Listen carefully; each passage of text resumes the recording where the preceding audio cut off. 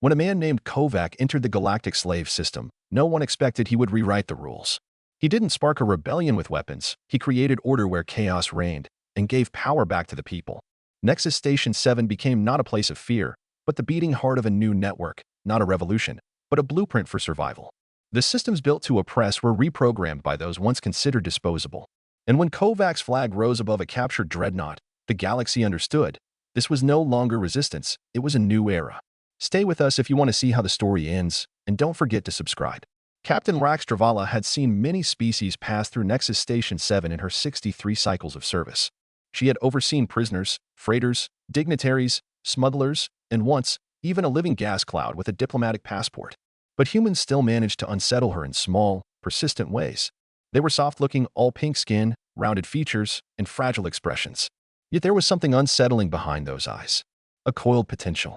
A tendency to adapt with unsettling speed, and more than that, to survive.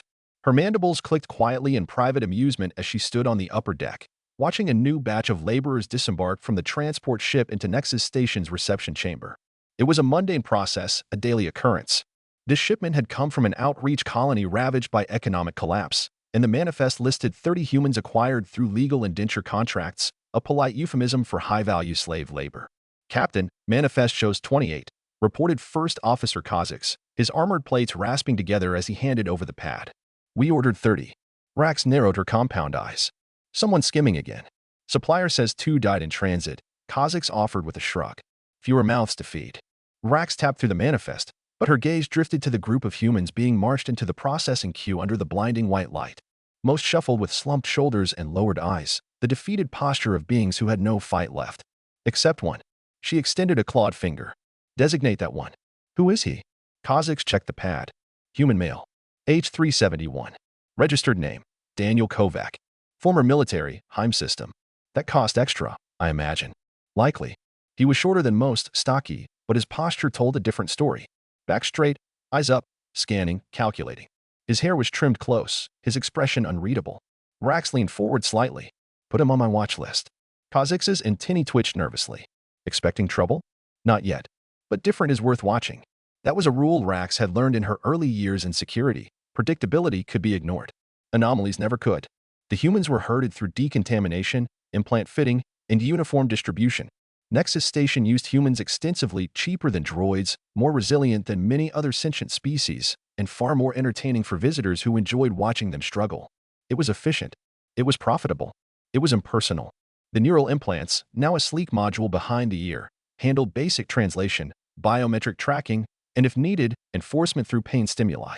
From the observation balcony, Rax watched as a Ventraxian officer named Mora barked orders at the incoming humans. Mora was a sadist, but she got results. She enjoyed breaking spirits. Line up by height. Smallest to front. Move, move, move. Mora snapped, baton in hand. You're property of Nexus Station 7 now. Your comfort is irrelevant. Your opinions are meaningless. Your value is the work you can perform. The humans obeyed. All but one. Kovac remained still, watching Mora. Not aggressively. Not defiantly. Just measuring her. Rax's mandibles flexed. Interesting. Mora noticed. She always did. You deaf. Animal, she hissed, marching over, baton crackling. I said line up. Kovac met her gaze. No anger. No fear. Just deliberate calm. Then, slowly, he stepped into line. Rax nodded to herself. Smart. But not submissive. Processing continued. The technician evaluating Kovac muttered something about military mods, enhanced muscle structure, fast-healing tissue, dense bone matrices. Expensive augmentations. Probably a high-tier shock trooper or infiltration specialist once. He might be arena material, Mora sneered. Rax stifled a grimace.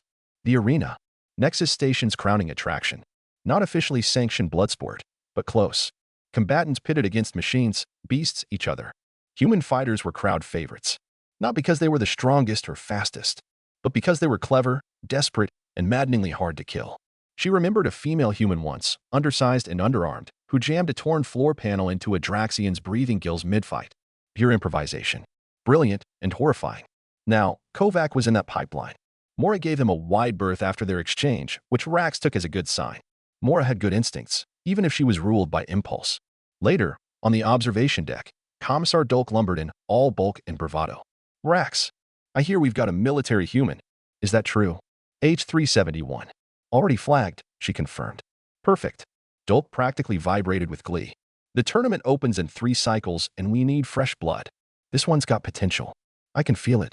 Rax didn't respond. She did feel something, but not excitement. Something colder. She followed protocol. Ordered Kovac evaluated in Combat Deck 3. Standard procedure, strength, reflexes, simulation scenarios. He passed strength easily. The machine capped at 600 units of pressure. Kovac reached it with no sign of strain. Morris sneered, muttering about faulty equipment. He dodged reflex pulses at levels that would have downed an E3 scout. In simulation, he dismantled combat holograms with minimalist precision. No wasted effort. No flair. Then Mora made her move. She stormed into the simulation chamber uninvited, challenging Kovac to a real fight. Rax let it happen. Observation had its price. Kovac disabled Mora in 10 seconds flat. No injury. Just restraint. Just control. It wasn't just skill. It was choice. And it chilled Rax more than any bloodthirsty warrior ever had. They set him for a qualification match against a Xanther female. Thraxa, a brutal predator who had turned practice drones into shredded plastic. The arena was modest. A few hundred seats. Usually ignored. But that day, the stands overflowed. Word travels fast. The match began. Thraxa charged. Kovac dropped her in under 15 seconds, anatomical strikes, targeted joint manipulation, a chokehold applied with surgical precision. No kill. Just dominance. The crowd didn't cheer. They stared. Something shifted in that moment. 1,000 assumptions died. 1,000 new questions were born. Rax watched from the booth, her claws resting lightly on the edge of the console.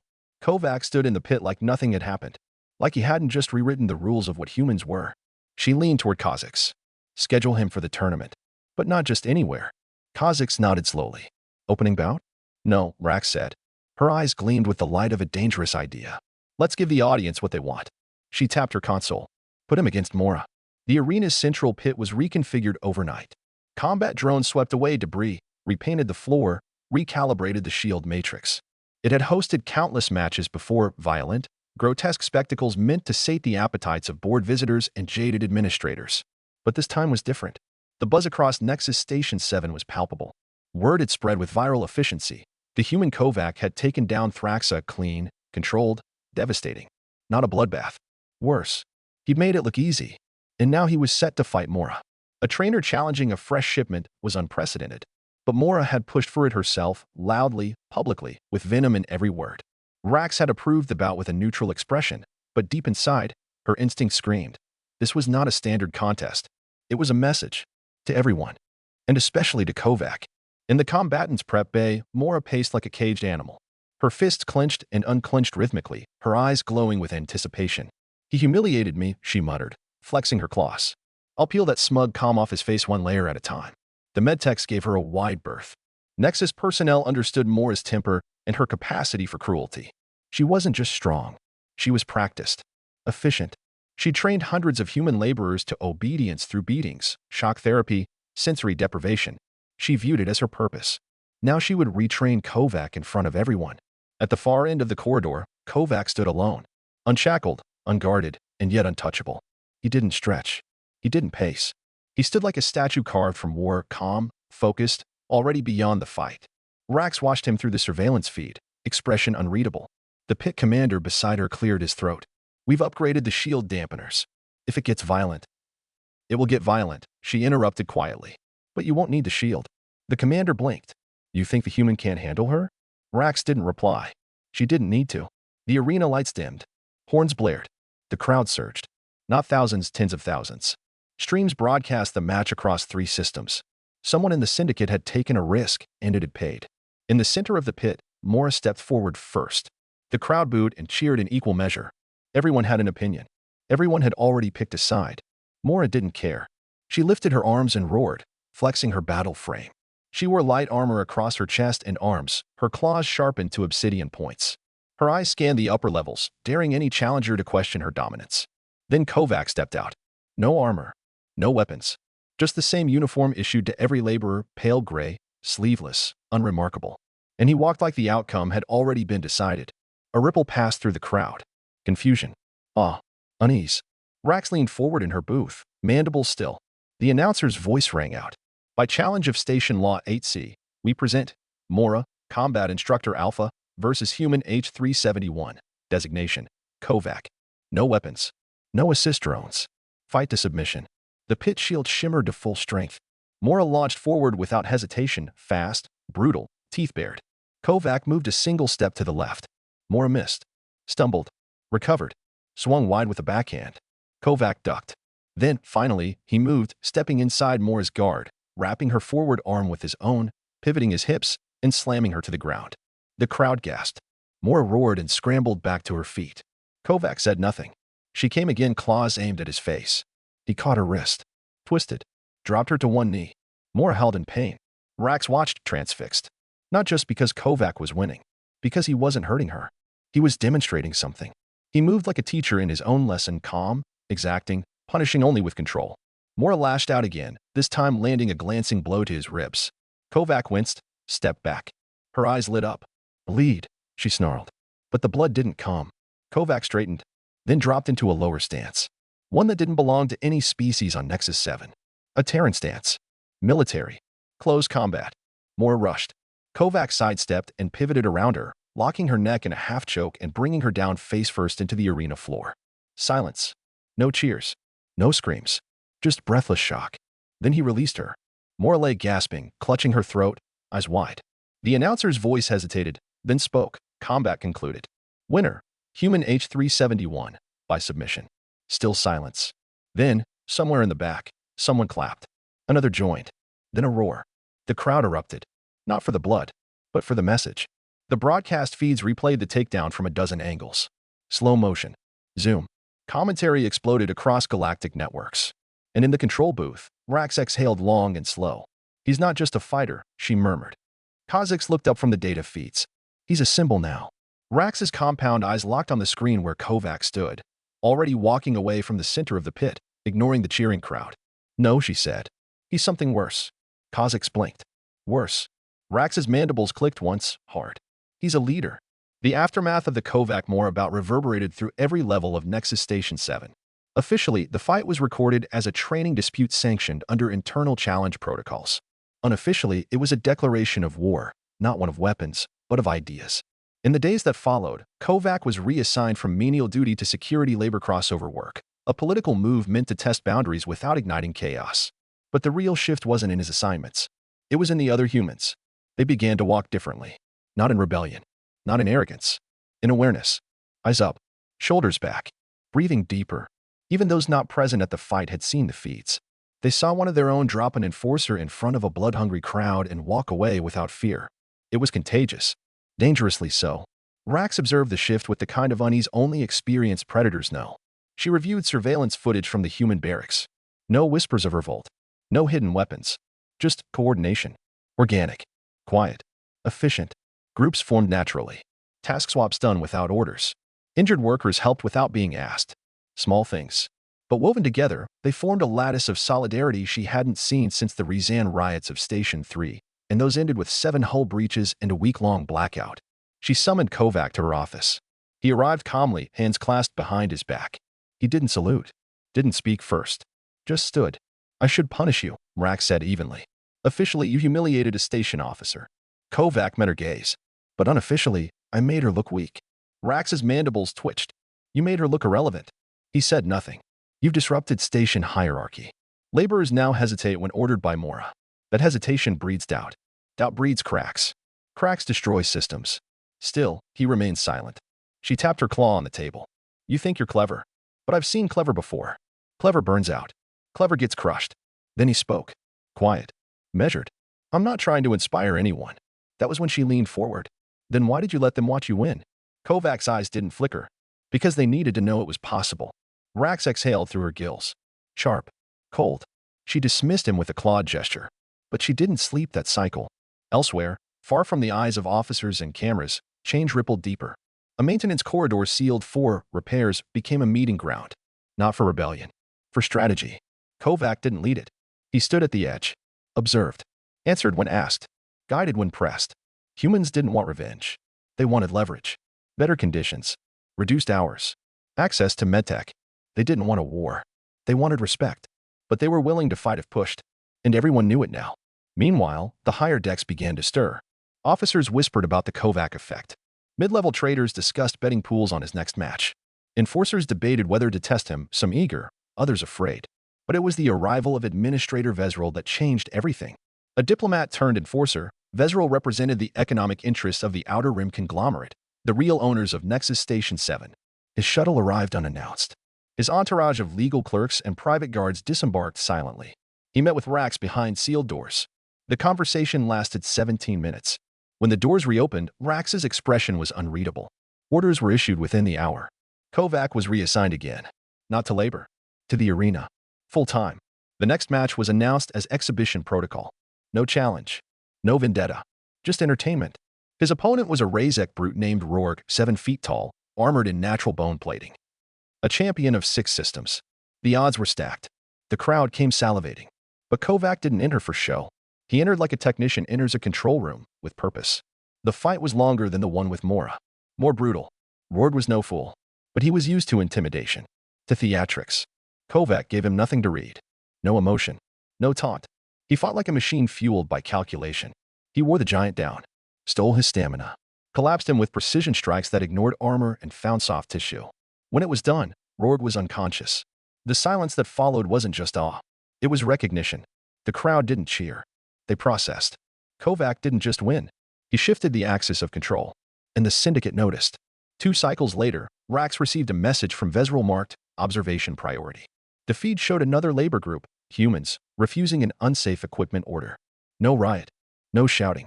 Just silence. Stillness. Eyes staring back at their handler until he backed down. Rax paused the feed. The implications were clear. A fight in the pit was one thing. This was discipline bleeding upward. This was momentum. She summoned Kovac again. He arrived just as calmly as before. "You're making ripples," she said. "Ripples become waves," he replied. "You're changing the station." Kovac tilted his head. "No," he said. "I'm reminding them we were never what you thought." That night, Rax stood in the arena alone. The lights were dim. The sand still bore Kovac's footprints. She looked around the pit, the place designed to break spirits, and realized it had become something else entirely. A forge. And in it, something had been reborn. Not defiance. Not rage. But conviction. And conviction was far harder to kill. The fire didn't start in the barracks. It started in the supply base. Section G12, storage for basic atmospheric filters, spare reactor fuses, and ration supplements. A small, controlled blaze that triggered the automatic suppression system but caused no real damage. On paper, it was an accident. But to those watching closely, it was a signal. Not an act of chaos. An act of coordination. By the following cycle, 2 more accidents occurred. One in the water filtration relays, a 30-minute outage that sent station-wide plumbing into disarray. The second, a failed diagnostic ping that looped endlessly through the internal comms network, flooding officer earpieces with feedback and static. The events were surgically chosen, disruptive, but never catastrophic. Just enough to fray the edges. To remind those in control that their grip was not absolute. Rax reviewed the reports with stone-cold clarity. No deaths. No structural damage. No traceable signatures.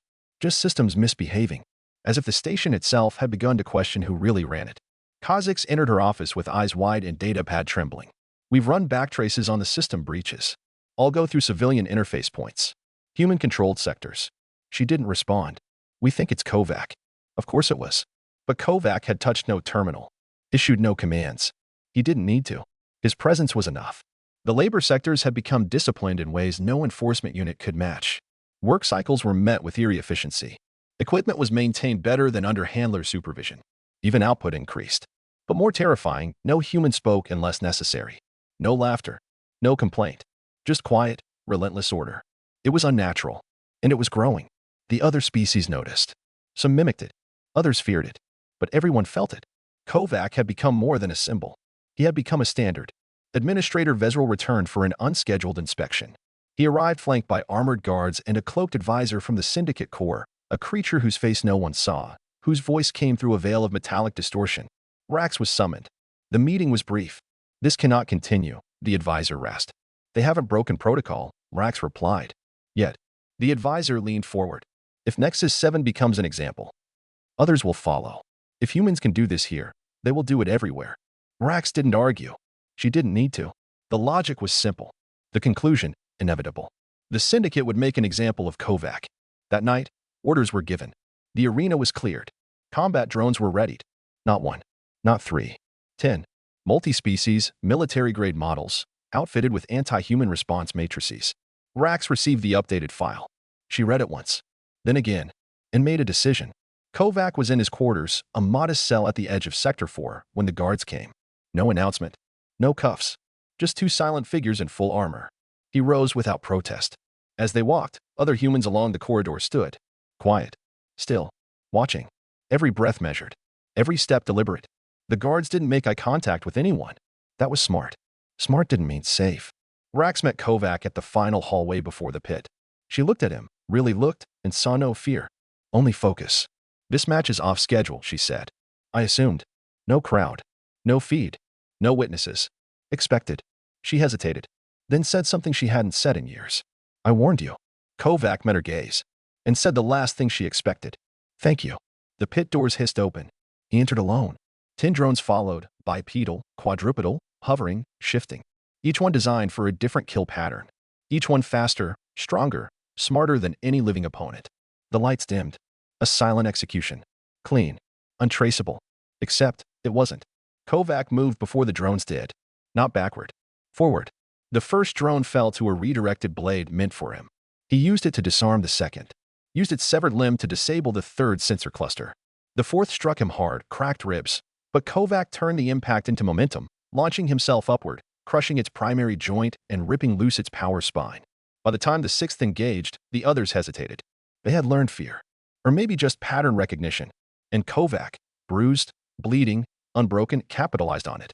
He dismantled the rest in 91 seconds.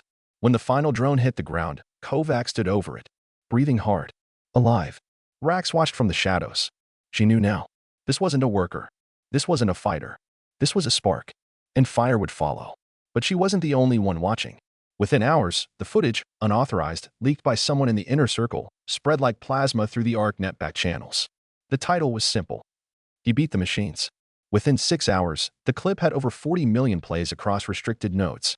By dawn, it was playing in the mess halls of 36 space stations, in the backrooms of smugglers' dens, on the hacked consoles of forced laborers. No slogan. No narration. Just Kovac, bleeding and silent, standing over the wreckage of what was meant to be his death. Nexus 7 didn't wake up the next morning. It shifted. No orders were given. But human units refused deployment. Gantry loaders stopped mid-motion. Entire maintenance teams vanished into conduits. And somewhere in the chaos, the first handler went missing. Not injured. Not killed. Just gone. And in his place? A single line scratched into the metal bulkhead. We remember. The station's lights didn't flicker. The alarms didn't sound. No ships exploded. No violent breach tore through the hull. And yet, Nexus Station 7 was under siege. From the inside. By silence. By intention. By control. The humans didn't rise with weapons. They rose with discipline. They had no army. They became one. When Handler Bresk reported that Section 14's grav panel units weren't responding, he assumed a mechanical fault. He went down himself. He didn't return. Enforcer Garhal entered 30 minutes later with a squad of 4. Only 2 made it back. They didn't speak. They just handed over Bresk's ID tag. Clean. Unbloodied. Wiped of genetic markers. As if someone had erased him from the station itself. Rax called an emergency meeting with her inner circle. Kha'Zix was already waiting. His usual poise replaced by a subtle tremor in his forelimbs. They've taken over maintenance junctions. 14 of them. How? They don't jam doors. They rewire the access. No alarms are tripped. They move before we see it. She stared at the schematics blinking across the table. Corridors marked red. Hatches dead. Systems rerouted. The humans weren't hiding. They were building. A second Nexus station, one beneath the skin of the first. Vezral's next message came with no courtesy. No greeting.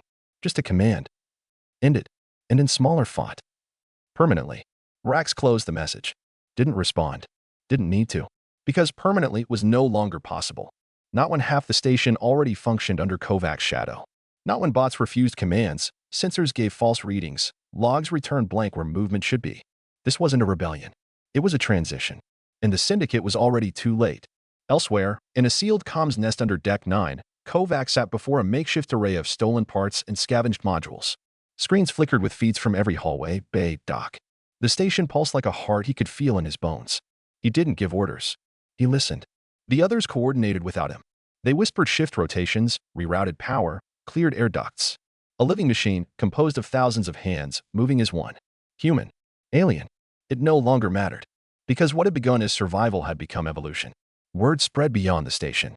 First to other labor outposts, then to data couriers, then to smugglers who sold access to the feed, the full Kovac log. 15 minutes of unbroken footage showing him disabling syndicate kill units with calculated, quiet rage. The symbol was born not from propaganda, but from proof. No one announced a movement. The galaxy named it anyway. The Kovac Protocol. It meant, act when they expect silence. Build when they impose decay. Strike not for revenge, but for control. And most of all, survive with discipline. Resist with precision. Break the chain one link at a time. Rax, watching it unfold, felt something she had long buried.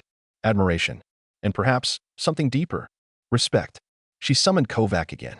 This time, not to threaten. To ask. He entered with calm. You've made your point, she said. He shook his head. No, I haven't. Her mandibles twitched. You want the station? I want the network. Her voice dropped. You want the whole grid? Kovac didn't blink. They broke us across 1,000 systems, he said. We were scattered. Fragmented. Easy to manipulate. He tapped a schematic on her desk, the syndicate's known labor outposts, in red. But this station became a signal. A starting point. Rax leaned back slowly. And after you light the fuse, what happens to Nexus 7? Kovac met her gaze. It becomes the center. Kha'Zix reported later that Sector 12 had shut itself down. No lights. No access. No reports from personnel. When they sent drones to investigate, all they returned was a single looping feed. A message. In human standard, voiced in Kovac's tone. You built the system to chain us. We studied it. Improved it. Now it belongs to everyone. Or no one. The first syndicate dreadnought dropped out of FTL near the station's fringe perimeter 2 cycles later. No warning. No comms. Just presence. Kovac and Rax stood in the control tower, side by side, watching it appear on the scopes. Command ship, Rax said. They think they're here to take control back, Kovac replied. Are they? He turned. No, he said. They're here to lose it forever. The syndicate dreadnought hung above Nexus Station 7 like judgment made manifest. 2 kilometers long. Triple hulled. Weapon pods locked and primed. A message in armor. Submit or burn. It had no name on the hull. Syndicate warships didn't need them. Their identity was fire. Their signature was silence. Within its command chamber, Vice Admiral Sethrix Vorn gave the order with surgical clarity. Calm silence. Deploy infiltration teams. Scramble strike bombers. Disable, subdue, extract. This station belongs to us. But Nexus 7 didn't respond like a labor outpost. It responded like a living, thinking creature. As syndicate boarding skiffs approached, dock hatches on Nexus 7 refused to open. They weren't jammed. They were routed. Bombers found their targeting systems scrambled by overlapping signals from interior relays, rerouted by invisible daisy chains of processors now housed deep inside the repurposed waste filtration course. When the first strike team forced a breach in the outer ring, they expected chaos. They found emptiness. Lights off. No defenders. No blood. Just a single sigil etched into the bulkhead in human standard script. Every inch you take, we already own. The syndicate reacted fast, but not fast enough. Throughout the station, systems turned, not offline, but away. Doors resealed. Shields inverted. Power shunted from obvious nodes into non-functional circuits, circuits built and maintained in silence, day after day, by the hands of workers no one watched. By the time syndicate forces reached the central shaft, the station's real defenders moved. Not soldiers. Engineers. Dockworkers. Medics. Ex-arena fighters. Even the janitors, armed with repurposed utility frames, moved in silent coordination. They didn't fight to kill. They fought to isolate. To push. To seal. To lock entire syndicate units into nuke compartments without air, without light, without control. By the time the dreadnought issued the recall signal, 60% of its deployed forces were missing. By the time it rotated weapons inward, ready to burn the entire station to silence the embarrassment, Nexus 7 was already inside it. Kovac had prepared for this. He hadn't hacked its systems. He'd given them instructions. 2 cycles prior, a shipment of human laborers had been transferred from Nexus to the dreadnought itself. A procedural clerical swap. No weapons. No alarms. But those laborers carried software. Code disguised as maintenance routines. Execution instructions nested in harmless update scripts. When the dreadnought's mainframe detected the uprising on Nexus 7, it triggered a diagnostic ping across its systems. The moment it did, every door aboard the dreadnought unlocked from the inside. Not all revolutions need guns. Some need access. When the dreadnought's engines died, it wasn't from an external strike. It was from within. Gravity plating inverted. Weapon control rerouted. Life support isolated to pockets, the pockets now under human control. Vice Admiral Vorn sent a single, final message to the Syndicate High Corps. We lost the ship. We never had the station. Then the feed went dark. From Haven's Reach to the Ordos clusters, the shock echoed. The station no one cared about had defeated the fleet no one challenged. And not with firepower. With organization. With patience. With purpose. Within days, 3 more labor hubs malfunctioned, and their feeds came online streaming flags bearing the Kovac sigil. Within weeks, entire syndicate supply lines were fractured, not bombed, just misaligned, redirected, rewritten. No longer theirs. By month's end, over 24 fringe stations had followed suit. The syndicate didn't fall with explosions. It fell with silence. On Nexus 7, the dreadnought now rested like a trophy, docked, drained, integrated into the station's power spine. Its nameplate, unnamed, had been painted over, not in defiance, in transition. Because now, it was theirs. A new seat of power. A mobile station for what was no longer a labor force, but a movement. The station's systems, once compartmentalized, were fully unified. No more handlers. No more neural pain loops. The implants, still present, now translated languages, interface systems, and served their hosts. Their real hosts. And at the heart of it all stood Daniel Kovac. He had no rank, no title. But when he spoke, entire stations listened. He stood on the central dais, once reserved for syndicate announcements, and addressed the galaxy. Not through threats, through invitation. You've seen what's possible. Not when we fight in rage, but when we act with purpose. This isn't a war. It's a correction.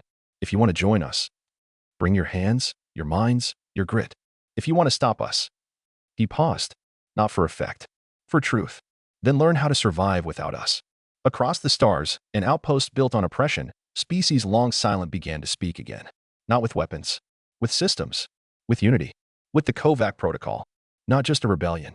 A new way to exist. A warning etched into the bones of 1,000 fallen regimes. You can break a person, but you cannot break what they build together. Not when it becomes more than survival. When it becomes order.